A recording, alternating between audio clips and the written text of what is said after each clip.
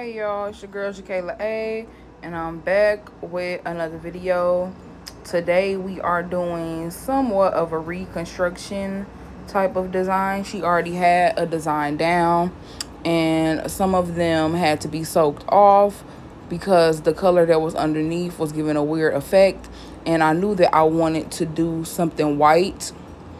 So I soaked some of them off. You see some of them are on. We're going to cover up this orange with some white. I just filed it really thin so that we can put a new design on top of it.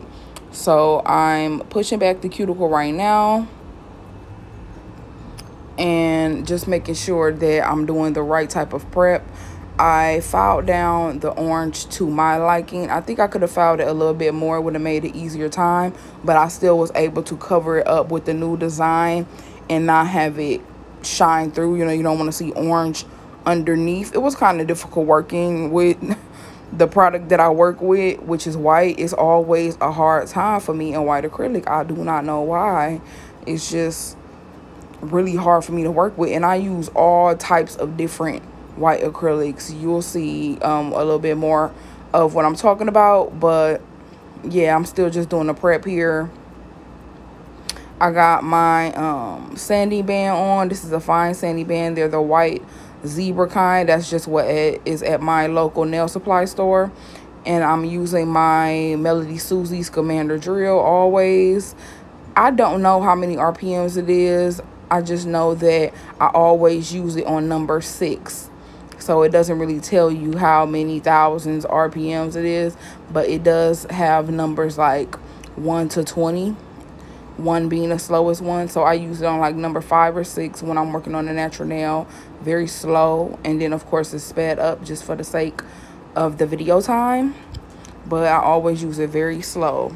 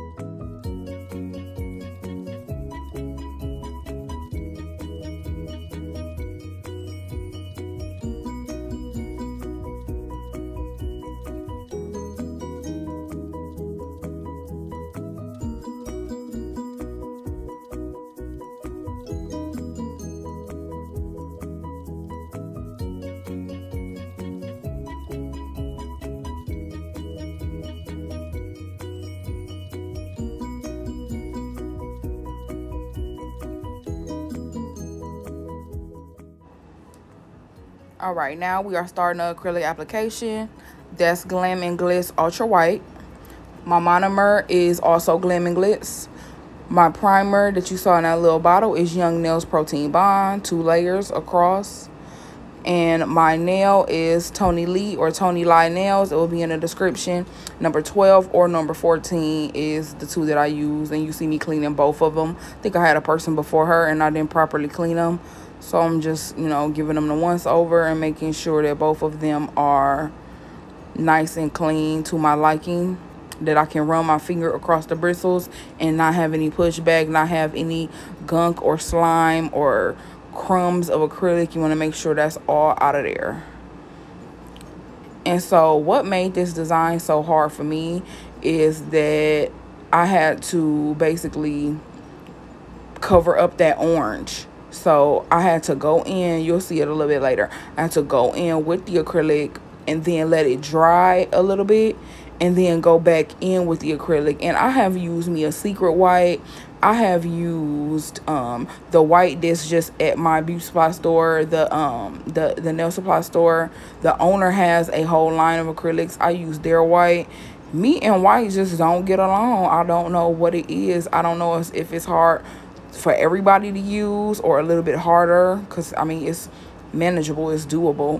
But that's the stark whites, the ultra whites, the whitest whites are always hard to use. None of it, I never have any issues with the off whites. Valentino Soft Touch is my favorite off white, or like soft white, quote unquote nut color.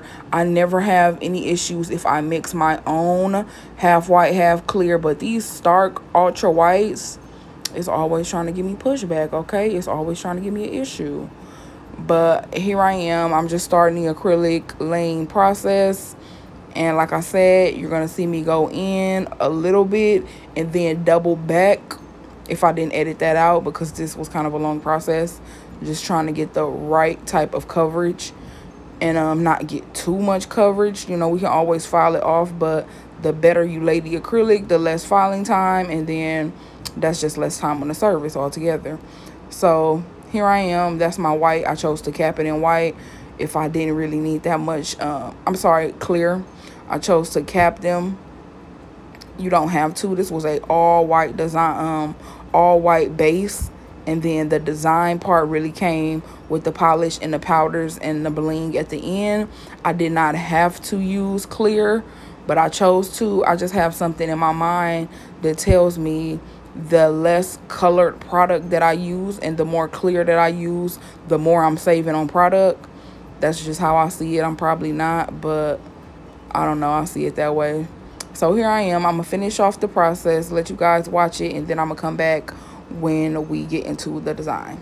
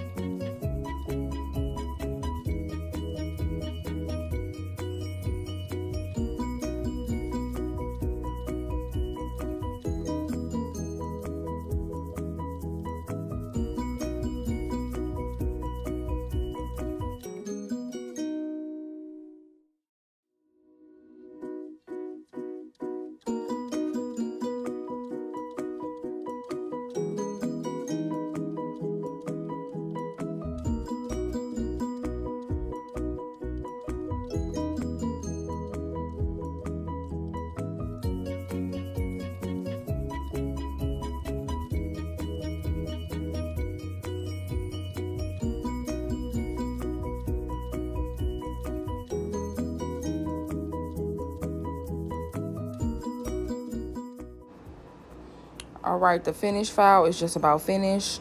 That's a large cross-cut bit. It will be in the description. That's how I do the finish filing on the e-file. And my hand file is always 100. But that's just basic standard finish file. So here we are. I'm using the Kiara Sky white gel polish. I'm using a nail art brush I got off of Amazon. And I am doing a recreation of a look that was done on Not Polish's YouTube channel. I do not have pigments, so I ended up using mica powder, which is that I buy off of Amazon. And that mica powder I use to mix with clear and white to make my own custom color acrylics. And I just wanted to see what the effect would be like. I do plan to go to my nail supply store at some point because I'm going to need some monomer soon. And when I go, I'm going to pick up pigments because they have all the colors there. But it's kind of far out for me and I'll be a little lazy. So I did not want to make that trip to go and get them. So I haven't gotten them yet. And I'm like, let me just use these mica powders. Let me just see the effect that they give. They did run a little bit. You might not see it because of the editing of the video. You may, I don't know how I edited the video. I forgot. But I'm just basically putting down the white acrylic, the white gel in whatever design I want the powders to pick up, because the powders do a good job of just sticking to the gel and not really sticking to the actual nail itself.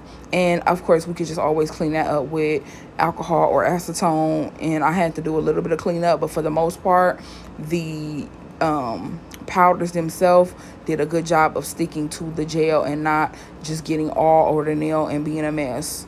So yeah, like I was saying, they did run a little bit when I put that top coat on them. I don't know if you'll be able to notice, but it happened a little bit. For the most part, it was cool though. I think that the effect will be a lot better with the pigments though. And I think that it'll look different because the pigments are neon.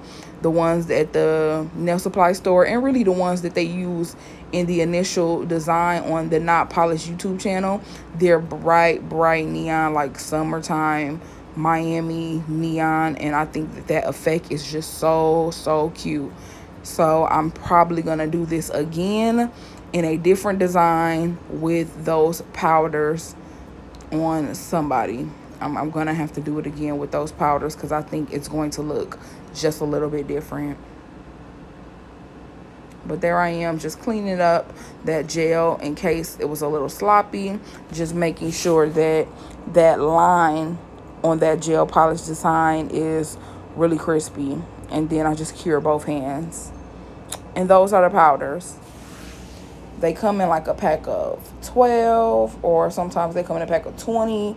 So you get a lot of them in there. I just chose 3 that I liked and that I thought went together.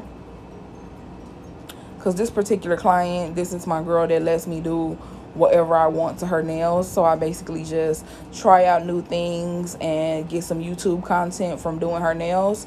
And so I just was like, those go together, you know, pink, blue, purple. And so I took a brush. It is a Kolinsky brush, but I never use it. It's so small. And I'm just dabbing on the colors, trying to kind of blend them together, but for the most part trying to keep them separate. And then I go back over them and then blend them a little bit more. And I do the same thing repeatedly. Also, the blend was okay. Like, the blend was kind of cute. You'll see more in the final shots how the blend went. But I think that if it was a pigment, the blend would have been immaculate. Like, it really would have been so much more perfect. But all in all, I did really like how this design came together. I thought it was real cute.